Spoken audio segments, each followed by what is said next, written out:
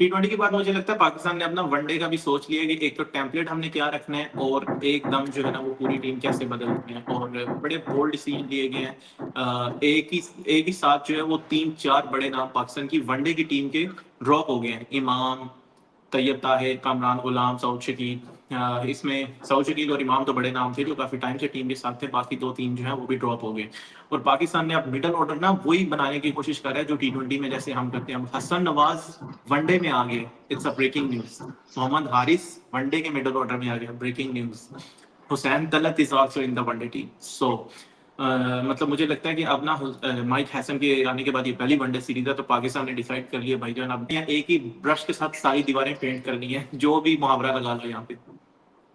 यार इमाम ऑनेस्टली बस बड़ा पुराना प्लेयर है, तो नाम है, स्टैट्स हैं, तो इस वजह से उसको तुम शायद इतना वेटेज दे रहे हो। लेकिन परफॉर्मेंस कुछ भी नहीं थी ना, फिर हमने उसको चैंपियंस ट्रॉफी में भी देख ही लिया था। और चैंपियंस ट्रॉफी बहुत बुरा था, तो उसके बाद से अभी तक हमने कुछ वनडे खेला नहीं है। तो दिस वाज एक्सपेक्टेड, लेकिन क्योंकि डिले इतना ज्यादा था इसलिए हम वो एंटिसिपेट नहीं कर पाए। तो मेरे ख्याल से तो ये चेंजेस आने ही वाले थे। और I think all the changes are good. शायद सिर्फ मेरी पर्सनल ओपिनियन में हारिस को भी वेट कराया जा सकता था। हारिस को पहले टी20 स्क्वाड में तो जगह बना लेने दो solid. Hmm. Haris is not a regular there as of now. मतलब ठीक है, उसको हम रन दे रहे हैं और लंबा देंगे, बट उसको वहां पे तो एटलीस्ट फोकस कर लेने दो, फिर उसके बाद वनडे में ले आना। आई थिंक हसीबुल्ला को यहाँ पे होना चाहिए था probably. Exactly. He would have been a better backup option. Although खेलने को नहीं मिलेगा, रिजवान खेल रहा है, रिजवान के होते हुए nobody is a better wicket keeper, batsman, captain to lead the one day side. तो आई थिंक रिजवान के होते हुए नहीं चांस बनता था, but as a backup Hasibullah would have been a better option. बाकी जो तुमने नवाज का नाम लिया है, नवाज इज डिजर्विंग यार। उसने इतना मतलब हसन नवाज। हाँ, हसन नवाज की बात कर रहा हूँ कि उसने इतना dramatic entry to the international cricket की है ना कि उसको आपको इग्नोर नहीं कर सकते हो। तो ठीक है, may be he will not get all the matches, एक आधा मैच मिल जाएगा। बट देखो जिस तरह वो आया था ना, तो हम लोगों ने उसके कंटिन्यूस फेलियर्स देखे थे। लेकिन उसके बाद पीएसएल देखा, उसके बाद ये देखा उसने बहुत ज्यादा पोटेंशियल शो किया है। I know it might be too early कि आप उसको बहुत जल्दी लेके आ रहे हो इसमें, लेकिन he is the kind of player जो मुझे और तुम्हें गलत साबित कर देगा। विदाउट ड्यू प्रोसेस आने के बावजूद भी वो बंदा जो है ना अपनी जगह बना जाएगा। ही हैज द लेकिन पोटेंशियल। एक आधे मैच की बात है, वो शायद चल गया है, तो आई थिंक वो अपनी जगह बना जाएगा। ऑल्दो यू कैन आर्ग्यू कि यार फॉर्मेट जो है वो सूट नहीं करता और प्रोसेस फॉलो नहीं हुआ, वो सब चीजें अपनी जगह पे हैं। नहीं नहीं, मेरा पॉइंट है, मैं ये नहीं कह रहा कि वो वनडे का फॉर्मेट उसको सूट नहीं करता। मैं ये कह रहा हूँ कि फॉर्मेट का मसला नहीं है। मैं भी चाहता हूँ पाकिस्तान के वनडे में भी उसी तरह के प्लेयर्स हों जैसे इंडिया और इंग्लैंड और ऑस्ट्रेलिया की टीम में है, कि मिडल ऑर्डर में भी 2-2 के स्ट्राइक रेट खेलने वाली एबिलिटी रखने वाले प्लेयर्स हों। बट प्रॉब्लम यहाँ पे है, हसन नवाज एक तो कोई खास डोमेस्टिक वनडे एक्सपीरियंस नहीं है, और साथ ज्यादा फरहान की गेम मुझे ऐसे लगती है कि लंबी इनिंग्स वो खेल सकते हैं। यहाँ पे 50 ओवर्स की गेम है, यहाँ पे हमारे लिए मसला ये है कि 50 ओवर्स तो कोई खेले।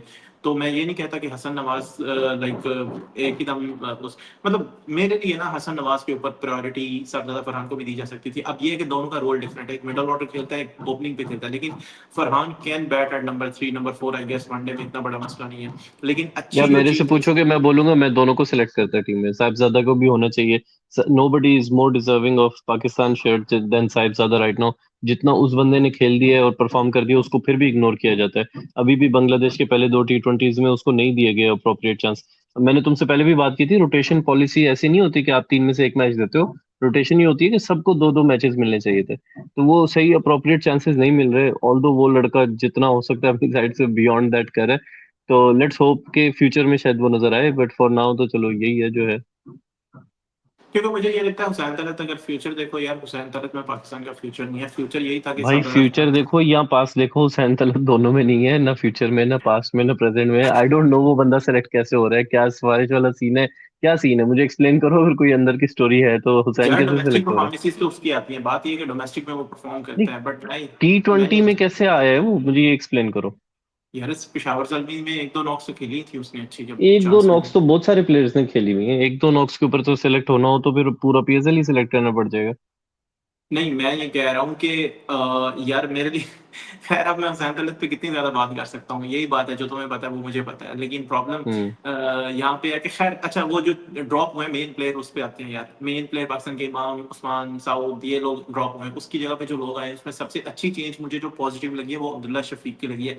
आई डोंट नो तुम एग्री करोगे या नहीं। पाकिस्तान ने अब्दुल्ला शफीक को वनडे सेटअप के अंदर लेके आए, उसने परफॉर्मेंसेज वगैरह दी, वर्ल्ड कप के अंदर सेंचुरी की, उसके बाद 3 डक्स हुए, नो डाउट एक सीरीज उसकी फ्लॉप गई, बट उन 3 डक्स को जितना मर्जी ट्रैक कर लो ना, उनके अंदर से बात एक ही निकलेगी कि अब्दुल्ला शफीक का साउथ अफ्रीका का टूर अच्छा नहीं गया, तो वो बहुत सारे लोगों का कोई एक टूर अच्छा नहीं जाता, चाहे वो 3 डक्स हो या 3 टेंस हो, बराबर है। ठीक है, तो पाकिस्तान ने उसको अपने होम पे चैंपियंस ट्रॉफी साउथ शहील से ओपन करवा दिया, उस्मान खान से करवा दिया, अब्दुल्ला शफीक से नहीं करवाया। और Abdullah Shafique at the same time domestic one day tournament में सेंचुरीज लगा रहा था। So finally he is back in the team, वो मेरे लिए पॉजिटिव है। हाँ, एक मेन पॉइंट जो है, हसीबुल्ला को हारिस से आगे आना चाहिए था। तुम्हें पता है कि मेरे से बड़ा हारिस का फैन कोई नहीं होगा, क्योंकि I want him in Pakistan white ball squad, but अभी के लिए यार, हसीबुल्ला ने को 2000 रन किए हुए हैं वनडे के फॉर्मेट के अंदर, डोमेस्टिक में। इतनी भाई, उसकी 10 फिफ्टीज है, 9 सेंचुरीज है, मतलब number of fifties and centuries बराबर है, और क्या करे वो। सो इस फॉर्मेट का सबसे बेहतरीन बैकअप विकेट कीपर वही हो सकता था, क्योंकि वो नंबर 4-5 पे भी बैट कर सकता है, वो ओपन भी कर सकता है।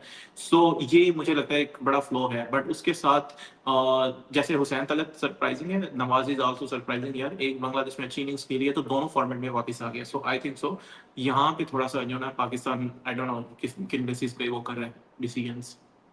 यार ऑनेस्टली सिलेक्शन की नहीं समझ में आ रही, काफी सारे क्वेश्चन मार्क्स हैं कि आप फेवरेटिज्म पे लड़के सिलेक्ट हो रहे हैं जिनका एक दफा मैनेजमेंट और कोच और कैप्टन और इन सब के साथ या पीसीबी के साथ अच्छा रिलेशन बन जाता है, दे वो बस सब सब फॉर्मेट्स में सेलेक्ट होना शुरू हो जाते हैं।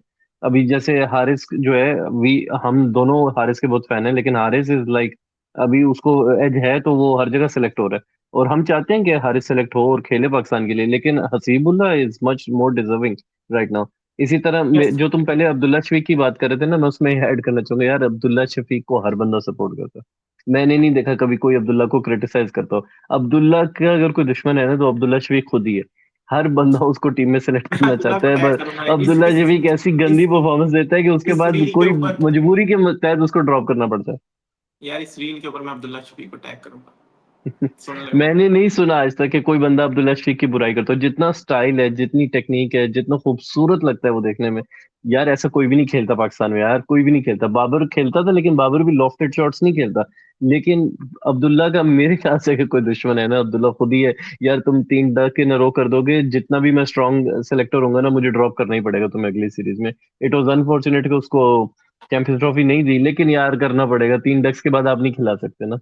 नहीं यार, थोड़ा सा मुझे लगता है, पता नहीं मेरे अंदर बायसनेस होगी, लेकिन अब्दुल्ला शफीक को मैं क्यों बायसनेस को किस बात की होगी उसके साथ। लेकिन मसला ये है कि जैसे हसन नवाज है, हसन नवाज के अभी तक रिकॉर्ड डक्स हो चुके हैं, इतने मैचेस के अंदर इतने डक्स किसी ने नहीं किए जितने, लेकिन वो एक में डक करता है, अगले में 100 करता है। सो प्रॉब्लम ये है, 100 तो खैर एक ही किया, लेकिन एटलीस्ट 50 तो करता है, खेलता तो तेज है। अब्दुल्ला शफीक जो है, उसने 3 डक्स किए हैं, लेकिन उसने पाकिस्तान में परफॉर्म भी तो किया है यार, नहीं, उसको इसमें कोई डाउट नहीं है। देखो पाकिस्तान का जो फ्यूचर है ना, उसमें अब्दुल्ला नजर आता है आपको हर तरफ से।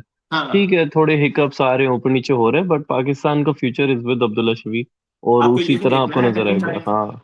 एनी टाइम जो है फखर जमान बाहर होता है या साइम अयूब जैसे इंजर्ड हाँ, हो गए, तो भाई आपके पास देखो दो रेडी फखर का तो ऑप्शन कैरियर है। टुवर्ड्स एंड चल रहा है ना, maybe the world cup हाँ। Would be end. सही है, और हाँ। फखर की ना उतनी काफी पिछले 2 3 4 सालों से बहुत गिनी चुनी इनिंग्स है फखर के पास दिखाने के लिए। चलो। एंड फखर की एज भी ज्यादा होती जा रही है, तो आई थिंक हाँ, फ्यूचर आपको ये साहिबजादा फरहान, साइम और अब्दुल्ला के पास ही है। चलो क्विकली बॉलिंग पे बात कर लेते हैं। Shaheen Shah Afridi is back in both squads, टी20 एंड वनडे। उसके साथ जो है हारिस रऊफ इज इन टी20, क्योंकि वो तो अनफिट था, लेकिन हारिस रऊफ वनडे में नहीं है। वनडे में नसीम, शाहीन एंड हसन अली हैं, और चौथा फास्ट बॉलर जो है वो Faheem Ashraf as an allrounder है। और स्पिन के ऊपर देखो तो Abrar and Sufiyan in both squads, and Nawaz is in both squads. तो व्हाट डू यू थिंक, तुम सेटिस्फाइड हो स्क्वाड से? मुझे लगता है पेस यार अटैक तो यही है। नहीं, यही थे, और सही सिलेक्शन है पेस अटैक को लेके। मुझे जो तकलीफ हो रही है ना, वो ये हो रही है कि सुफियान मुकीम बांग्लादेश के टूर पे एक मैच नहीं खेल सकते। यार ऐसे कैसे होता है कि यार आप स्पिनर सेलेक्ट करते हो और बांग्लादेश में नहीं उसको खिलाते हो? यार दिस इज वेरी अनफेयर, यार बहुत गलत किया। और अभी तुम फिर आई अगर I agree. Don't know West Indies में अब कितने मैच मिलते हैं नहीं मिलते हैं, but this was very unfair. अगर मैं सुफियान की जगह होता तो बहुत डिसहार्टेंड होता यार कि आप स्पिनिंग कंडीशन में नहीं खिलाया आपने मुझे। अबरार को भी आपने नहीं खिलाया, मतलब एक मैच के बाद। ये क्या तो करना क्या चाह रहे थे, मुझे समझ में नहीं आ रही थी कि क्या कर रहे हैं ये। सुफियान क्या माइक मुकीम हैसन की स्ट्रेटजी है या कैप्टन की स्ट्रेटजी है, किसकी स्ट्रेटजी है ये? यार, सुफियान मुकीम ने मतलब लाइक सरप्राइजिंगली न्यूजीलैंड में जाके एज अ स्पिनर परफॉर्मेंस दी, ऑस्ट्रेलिया में एज अ स्पिनर परफॉर्मेंस दी है उसने, लेकिन वो बांग्लादेश के टूर के ऊपर 11 में नहीं है। वाकई सरप्राइजिंग है। यू आर राइट, और हमने सीरीज से पहले भी इस पे बात की थी, एंड यू तुम तब भी ठीक कह रहे थे कि नवाज आया तो नवाज को ही चांस मिलेगा, सुफियान को नहीं मिलेगा। Correct correct. नहीं, मुझे चलो। इसलिए पता था क्योंकि सुफियान देखो नया बच्चा है, ठीक है, नए बच्चे हाँ। का कोई वो नहीं होता, पीछे बैकअप नहीं होता ना, कोई पुश करने वाला नहीं होता। नवाज हम्म। पुराना 10 दफा अंदर बाहर हुआ हुआ प्लेयर है, ठीक है। तो आपको पता है वो कैसे अंदर आते हैं कैसे बाहर जाते हैं। नो डाउट नवाज ने भी अच्छी परफॉर्मेंस दी है बैटिंग से। एज अ बॉलर कुछ भी नहीं किया उसने, एज अ बैट्समैन उसने चलो एक इनिंग अच्छी खेल दी आपकी, कल आखिरी मैच में 30 रन मार दिए थे। बट अपार्ट फ्रॉम वो बैटिंग एज, देखो जब तक पाकिस्तान 5 बॉलर्स के साथ नहीं ना उतरता जिनको बॉलर कह सकते हो, Nawaz is not a bowler, Khushdil is not a bowler, for that matter Saim Ayub, Faheem Ashraf, इन पे आप मतलब these are not proper bowlers. तो जब तक आप प्रॉपर बॉलर लेके उतरोगे नहीं तो 5 बॉलर का कोटा पूरा नहीं होता, तब तक नहीं भाई कुछ नहीं हो सकता। मुझे पहले तुम्हारी बॉलिंग देखनी है, बाद में तुम्हारी बैटिंग देखनी है, फिर पहले बैटिंग बॉलिंग दिखाओगे बॉलिंग में क्या करते हो। और चलो दूसरी, चलो इस। बॉलर्स की बात हो रही है तो मुझे एक और बात करनी थी, हसन अली वापस आ गए T20 स्क्वाड पे, ऐसे ही है ना। हाँ, दोनों में मुझे वनडे में भी एक्सप्लेन करो सीरीज कि में। हाउ हाउ इज दिस कि हसन अली की एज होगी कोई 33 34 के करीब एज होनी है उसकी। 33 34 में वो इंटरनेशनल क्रिकेट को नहीं प्रायोरिटी दे रहा और काउंटी खेल रहा है, पाकिस्तान के टूर मिस कर रहा है, जबकि पाकिस्तान में सिलेक्शन उसकी कमबैक हो रही है। क्या हो रहा है मतलब, इफ मैं हसन अली की जगह होऊंगा मैं बोलूंगा भाई काउंटी वाउंटी छोड़ो, बड़ी मुश्किलों से कमबैक हुआ है, पाकिस्तान खेलने दो, पाकिस्तान में जगह बनाने दो। वो नहीं यार, पाकिस्तान छोड़ हसन के काउंटी हसन क्यों अली खेल रहे हैं। हसन अली बड़ा पैशनेट क्रिकेटर है। उसने जब कमबैक किया, 5 विकेट लिया, कमबैक के ऊपर उसने बोला था कि अब मैं ये सोच के आया हूँ कि मैं अब आ गया हूँ, तो अब जब बाहर निकलूंगा तो बल्लों के नीचे से निकलूंगा, मींस के रिटायरमेंट तक अब मैं नहीं ड्रॉप खुद को होने दूंगा। बट जो यार वो कोई म्यूचुअल अंडरस्टैंडिंग थी, उसके पीछे ये भी रीजन हो सकती है, उसने कहा कि मैंने पहले बताया भी हुआ था, तो मे बी सम क्या उसको कहते हो यार, ये जो वेकेशंस होती हैं वो भी हो सकता है, समर है, सो मे बी वो इंग्लैंड वगैरह नहीं में था लेकिन या वो कोई। खेल रहा था ना इंग्लैंड में। हाँ, खेल तो रहा था लेकिन मैं पता नहीं, उस मुझे दिन। हजम नहीं हो रहा है यार, पाकिस्तान के लिए खेलो, नहीं तो फिर चलो रेस्ट कर लो, फिर करनी है तो।